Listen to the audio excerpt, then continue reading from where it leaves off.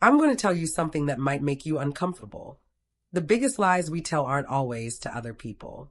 Sometimes the most devastating ones are the lies we tell ourselves, and we believe them so completely that we build our entire lives around them. Until one day we wake up and realize the foundation was made of sand. This story isn't about villainy. It's about a woman named Jane who made what she thought was the most honest, empowered choice of her life. And it destroyed her marriage, fractured her sense of self, and left her sitting in my office years later, asking a question I've heard more times than I can count. How do I live with knowing I was wrong about everything? Before I go any further, I want you to do something for me. Think about a decision you made 5 years ago. Something big. A relationship you ended, a job you took, a city you moved to. Now ask yourself, were you really making that choice freely? Or were you running from something? Proving something? Reacting to a wound you didn't even know you had? Drop a comment and tell me. I genuinely want to know. Because what I'm about to share with you might change how you see your own life. Jane came into my practice in her early 40s. She had the kind of exhaustion that doesn't show in dark circles under the eyes. It shows in the voice, in the way someone sits, in how long they take to answer a simple question. She told me she'd been referred by her doctor after a series of panic attacks that started about 6 months earlier. But when I asked her what she thought triggered them, she said something I'll never forget. "I think I ruined my life," she said. "And I did it on purpose." Jane met her husband, let's call him Michael, when she was 28. She described him as steady, kind, the kind of man who remembered small things. He'd bring her coffee the way she liked it without asking. He'd leave notes in her jacket pockets. He wanted a family. That was clear from the beginning. Not in a pushy way, she said, but in the way he'd smile at kids in restaurants or talk about what kind of father he wanted to be someday. And Jane told him, clearly and confidently, that she didn't want children. Not now, not ever. She explained it to me the way she'd explained it to him. She valued her freedom, her career, her autonomy. She'd watched her mother lose herself in motherhood, become invisible, resentful, small. Jane had promised herself she'd never do that. She was going to travel, build something meaningful, live on her own terms. Michael said he understood. He said he loved her more than he loved the idea of being a father. They got married a year later. For a while, everything worked. They traveled to Japan, to Portugal, to New Zealand. Jane got promoted twice. They bought a house with a yard neither of them had to think about, because they were never home long enough to use it. Their friends started having babies, and Jane watched from a distance, the sleepless nights, the strained conversations, the way her friends seemed to disappear into this new identity she couldn't access. It confirmed everything she believed. She was free. She was happy. She'd made the right choice. But here's what most people don't understand about certainty. It's a kind of armor. And armor works. Until the day you realize you've been protecting yourself from something that was never actually a threat. That realization doesn't come all at once. It comes in moments so small you almost miss them. For Jane, the first crack appeared on a Tuesday afternoon in a grocery store. She was in the produce section, picking out avocados, when she heard a child laughing, really laughing, that unrestrained joy that kids have before they learn self-consciousness. She turned and saw a little girl, maybe 3 years old, dancing in the aisle while her father pretended to chase her. And Jane felt something she couldn't name. Not longing, exactly. More like grief. Like she'd lost something she never had. She told herself it was nothing. Hormones, maybe. A bad day. But the feeling came back. At a coffee shop, watching a mother braid her daughter's hair. At a park, seeing a father teach his son to ride a bike. In her own living room, scrolling through social media and seeing a friend post about her baby's first word. Each time, that same hollow ache. Jane started avoiding certain situations. She'd decline invitations if she knew kids would be there. She'd scroll past photos quickly. She told herself she was just protecting her peace, maintaining her boundaries. But deep down, she was starting to wonder if she was protecting herself from something else entirely, the possibility that she'd been wrong. Have you ever felt that? That creeping suspicion that the story you've been telling about yourself might not be true anymore? Or maybe it was never true to begin with. Leave a comment I'd love to hear your experience, because this is where things get complicated. This is where the mind starts doing something psychologists call cognitive dissonance, when what you believe and what you feel are at war with each other. And your brain will do almost anything to resolve that conflict, even if it means doubling down on a lie. Jane doubled down. When Michael brought up the idea of kids one evening, just gently, just wondering if she'd ever reconsidered, she shut it down hard. She reminded him of their agreement. She said she felt blindsided, betrayed even that he'd brought it up. Michael apologized. He never mentioned it again. But something shifted between them after that conversation. Jane could feel it, a distance that wasn't there before. Michael was still kind, still steady, but there was a sadness in him now that she couldn't fix. And instead of examining her own feelings, Jane blamed him.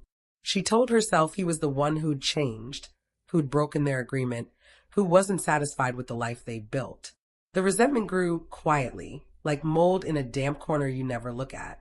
2 years passed. Then one night, Michael came home late from a work dinner. Jane was already in bed, half asleep, when she heard him in the kitchen. She got up to check on him and found him sitting at the table in the dark, crying. Not making noise, just tears running down his face in the dim light from the street. She asked him what was wrong. He didn't answer right away. Then he said, "I don't know if I can do this anymore." Jane's heart stopped. She asked what he meant. And Michael said the most devastating thing he could have said, "I love you, but I'm grieving a life I'm never going to have. And I don't know how to stop." That was the spark. That was the moment everything changed. Because Jane realized something in that dark kitchen. Michael hadn't broken their agreement. He'd kept his promise. He'd chosen her. But the cost of that choice was destroying him. And she'd been so focused on defending her decision, on proving she was right, that she'd never stopped to ask herself the most important question. Was she happy? The answer, she realized with a clarity that felt like ice water, was no. They separated 3 months later. Michael moved out quietly without drama or blame. He just said he needed to figure out what his life was going to look like, and he couldn't do that while they were still together. Jane told everyone it was mutual, that they'd grown apart, that these things happen. But alone in that house with the yard they never used, Jane started to fall apart. The panic attack started then. She'd be fine one moment, and the next, her chest would tighten, her vision would narrow, and she'd feel like she was dying. Her doctor prescribed medication, suggested therapy, and that's how she ended up in my office, trying to explain something she didn't fully understand herself. In our early sessions, Jane was still defending her choice. She'd list all the reasons she decided not to have children: the loss of freedom, the financial burden, the environmental impact, the state of the world. And all of those reasons were valid, I told her. But I also asked her something that made her go quiet. When you think about those reasons, do you feel relieved? Or do you feel like you're trying to convince yourself? Jane didn't answer right away. Then she said, "I don't know anymore. I used to be so sure. Here's what I've learned in my decades of practice. Certainty is often just fear dressed up in confidence. When we're terrified of something, of being trapped, of losing ourselves, of making a mistake, we build these fortress-like beliefs to protect us. We say never and always, and I would die before I do that. And those beliefs serve us for a while. They keep us safe, but they also keep us rigid. And rigidity, in the end, is just another kind of prison." I asked Jane to tell me about her mother. We touched on it briefly before, but now we went deeper. Jane described a woman who'd been vibrant once, artistic, funny, full of plans. But after having children, she'd seemed to shrink. She'd stopped painting, stopped seeing friends. Her entire identity became mom, and Jane watched her grow bitter and small in that role. Jane's father left when she was 12, and her mother blamed the kids, never directly, but in the way she'd sigh when they asked for things, in the way she'd talk about what her life could have been. "I didn't want to become that," Jane said. "I didn't want to lose myself." "So you lost yourself in a different way," I suggested. Jane's face crumpled. That's when the real work began. Over the following months, we unpacked the story Jane had been telling herself. The belief that wanting children meant losing yourself wasn't actually based on her own desires. It was based on her mother's trauma, her mother's regrets, her mother's inability to maintain her identity while raising kids. Jane had absorbed that trauma as truth and built her entire adult life around avoiding it. But in doing so, she'd never given herself permission to ask, what do I actually want? Not what am I afraid of? Not what am I trying to prove? What do I want? The answer, when she finally let herself feel it, was devastating. She wanted a family. Maybe she'd always wanted it, buried so deep under fear and defensive reasoning that she couldn't access it. Or maybe it was a desire that had grown over time, emerging as she'd healed parts of herself her younger self couldn't have healed. Either way, it didn't matter anymore. She was 42. Michael was gone, and the window was closing. I destroyed my marriage, she told me one day, defending a decision I didn't even believe in. How do I live with that?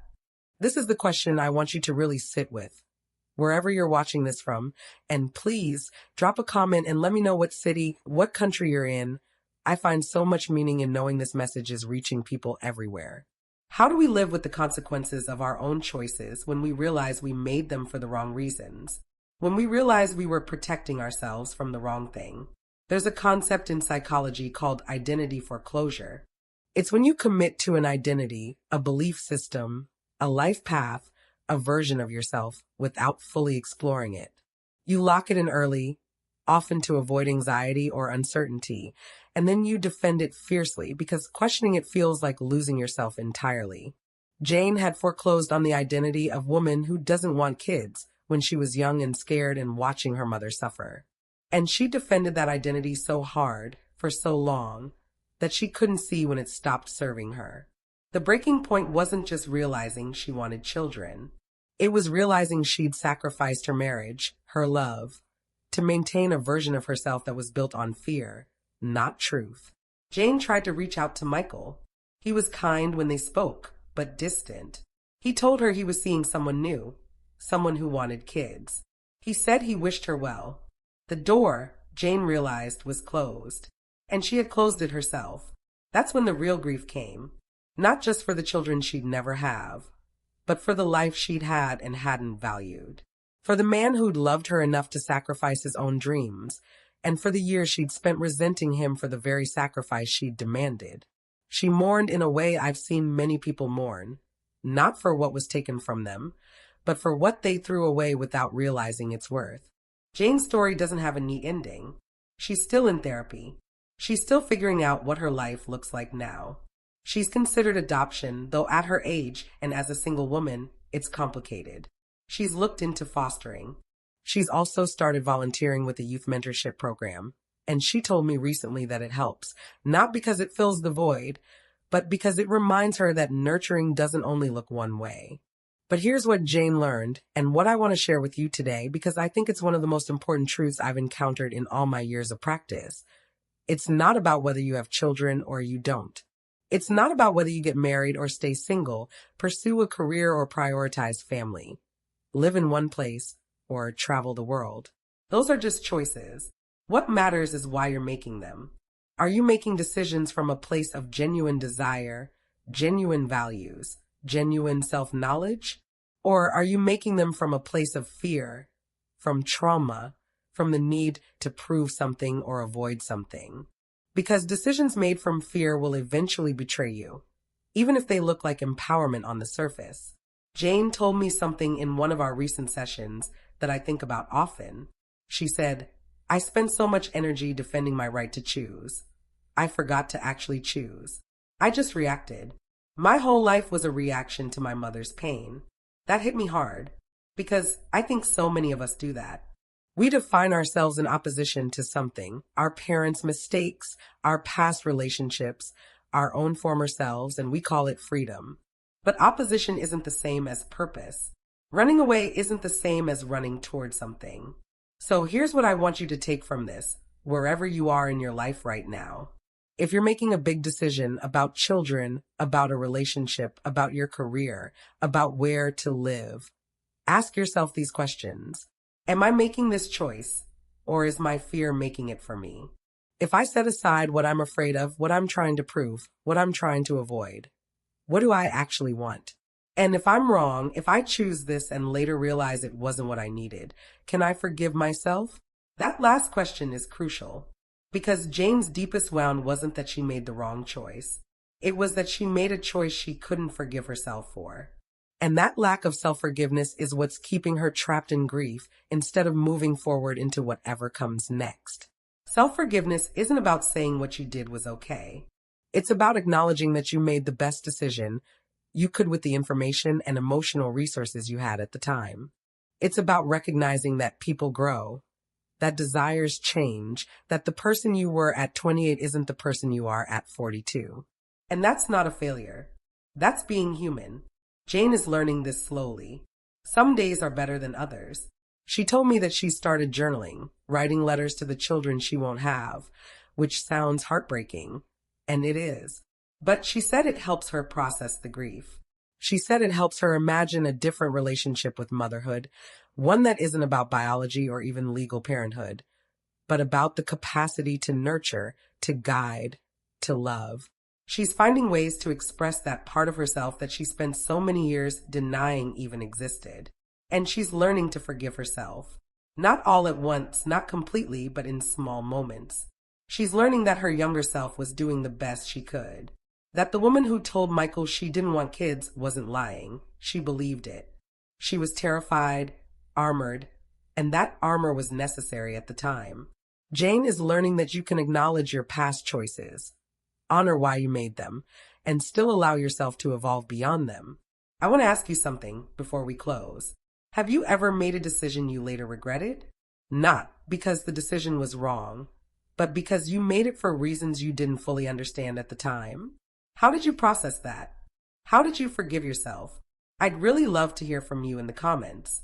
This community we're building here matters to me, and your stories matter. Here's what I've learned from Jane and from hundreds of other people who've sat in that chair in my office over the years. Life is long. If we're lucky, it's long enough to become different people several times over. Long enough to outgrow beliefs that once protected us. Long enough to want things we once swore we'd never want. And that's not weakness. That's not failure. That's growth. But growth requires one thing that's harder than anything else, the courage to admit when you were wrong. Not wrong in a moral sense, but wrong about yourself. Wrong about what you needed. Wrong about what would make you happy. Jane had that courage. It nearly broke her, and there are days when she wishes she could go back and choose differently. But she can't. None of us can. We can only move forward. And moving forward means accepting that the path we're on might not be the path we thought we'd chosen, but it's the one we're walking now. If you're watching this and you're making a big life decision right now about children, about marriage, about anything that feels permanent, I want you to slow down. Not to talk yourself out of it, but to get really honest with yourself about why you want what you want. Write it down. Talk to someone you trust. And ask yourself, am I choosing this? Or am I running from something? And if you're watching this and you've already made a choice you regret, if you're living in the aftermath of a decision that reshaped your life in ways you didn't anticipate, I want you to know that you're not alone. Regret is part of being human. It doesn't mean you're broken.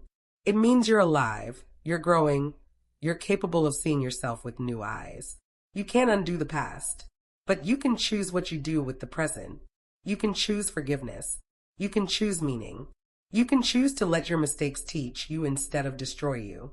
Jane is still figuring out what her life means now. She's building something new from the rubble of what she thought her life would be. And some days it's beautiful and some days it's just sad. But she's here. She's doing the work. She's learning that you can grieve what you lost and still find moments of joy in what remains. That's all any of us can do. Before you go, do me a favor. Subscribe if this story meant something to you. Share it with someone who might need to hear it. And drop a comment telling me what came up for you while you were listening. These stories matter because you're here, because you're willing to sit with the hard truths about what it means to be human. Thank you for being here. Thank you for listening. I'll see you in the next one.